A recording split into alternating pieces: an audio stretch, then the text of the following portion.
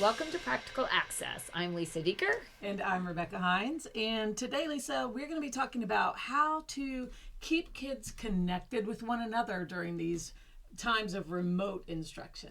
Yeah, it's interesting, Becky. I got this question from someone who said, not only do you how to keep kids connected, but what about those kids who don't really have great friendships, maybe are missing some of that social emotional learning in the regular environment? What does that look like on the online environment? Do they get left out? Are they the kid who doesn't get Twittered or text? Maybe they don't have a device. Maybe their families aren't comfortable with that. Got some thoughts? I thought it was a great question I was given.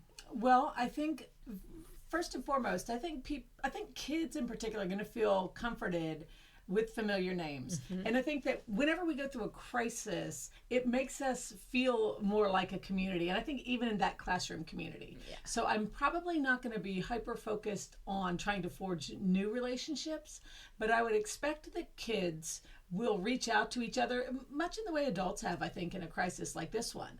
So I would say first, I would use comfortable tools. So for kids, there is the Facebook Messenger Kids app. Mm-hmm. And so I would look for something like this that parents are already comfortable with. They know how to use something like Facebook and Facebook products, most likely.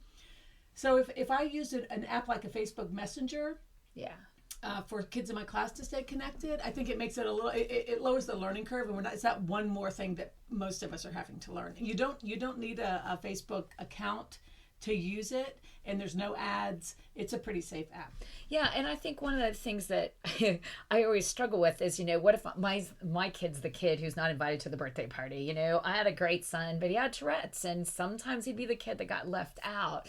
So, he's the kid who didn't get the Twitter. And so I think also setting up some purposeful, both parents and teachers, of this group is going to do. So again, not overthinking it, but do make sure those kids are included that might not be the first choice of peer in a natural setting. And yet also thinking about what is that kid capable of. Again, I'll go back to my own personal story. My son's Twitter, he'd tell you it would have 400 spelling errors. So again, will kids make fun of him if he Twitters? Can he use the voice to text? Does he even have the capability to do that? And if not, how do we as teachers bridge that? I think maybe we do something simple as maybe just letting kids have lunch together and say, you know what, from 11 to 11:30, I'll keep the Zoom on and y'all just go grab your lunch and just have conversations, have some outdoor recess together, having some fun together. I think we got to make sure that it's natural and organic and we don't try to force it, which is what I think you said so well. Yeah, I think there's going to be a lot of screen time, obviously, for kids that's formal, and I think that's a good idea. To look at those parts of the school day that normally are informal and build that in.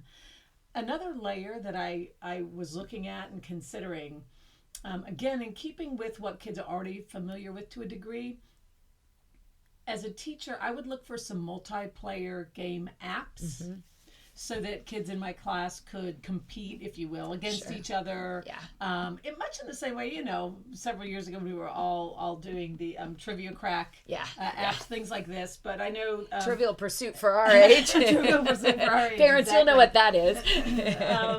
But there's all kinds of multiplayer content apps. But I think that would keep it in little short bursts of instruction or at least practice for kids, but also in a way that they felt like they were playing against other kids. Yeah, and you could do a Quizlet Live, a Kahoot, a Quizzes, and do it against another classroom even. So again, don't just assume it has to be just the kids in your class. It could be the kids in your neighborhood. I think the new trend I've been seeing is someone has a bullhorn and everybody goes outside their house and does their exercises together. Again, I think that's what we've been talking about is, maybe something very simple to make it so the kids are connected. And again, maybe you start with a little bit of Go Noodle, where kids get a little chance to work out together and laugh together so that there's this kind of deep breathing or fun. I love Maximo on Go Noodle because he's just fun. So again, keeping it easy, keeping it simple, but use tools your kids already know instead of trying to teach them new tools to get them socially connected, don't you think? That's what I think is going to be most important. There's already going to be so much overload. Let's try to put familiar tools in their hands, just maybe using them a little differently.